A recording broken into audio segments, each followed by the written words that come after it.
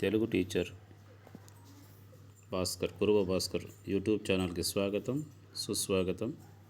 ఈరోజు ప్రత్యక్ష దైవాలు పాఠంలోని కవి పరిచయం, నేపథ్యము, తర్వాత వ్యక్తీకరణ సృజనాత్మక ప్రశ్నలను ఇప్పుడు మీకు పరిచయం చేయబోతున్నాను.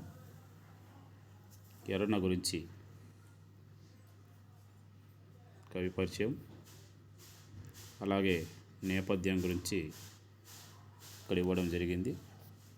తర్వాత అవగాహన ప్రతిస్పందనలోని ప్రశ్నలు, సందర్భ వాక్యాలను కూడా ఈ వీడియోలో మీరు వీక్షిస్తున్నారు.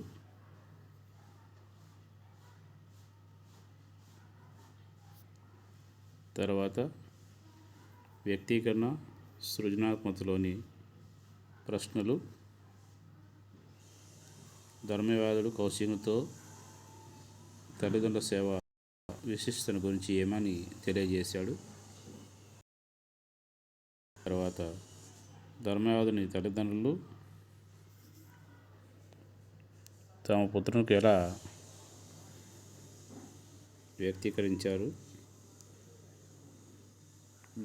గృహస్థ ధర్మాన్ని గురించి ధర్మవ్యాధుడు ఎలా చెప్పాడు. ఇలాంటి చిన్న ప్రశ్నలు ఇక్కడ ఇవ్వడం జరిగింది. తర్వాత పెద్ద ప్రశ్న, ప్రత్యక్ష దైవాల పాఠం సారాంశం మీ సొంత మాటలో రాయండి. తర్వాత పేజీలో దీని యొక్క పూర్తి పాఠం సారాంశం అంతా ఇక్కడ ఉంది.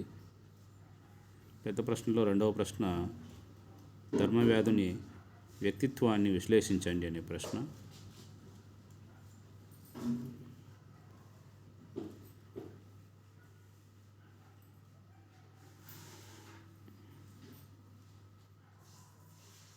తర్వాత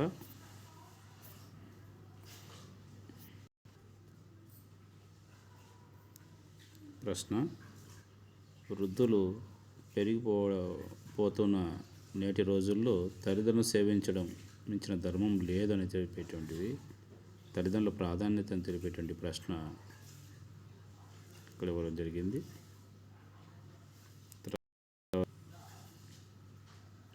వ్యక్తీకరణ సృజనాత్మకతలో భాగంగా కౌశికునికి ధర్మవ్యాధునికి జరిగిన సంభాషణ ప్రశ్నకు జవాబు ఇవ్వడం జరిగింది.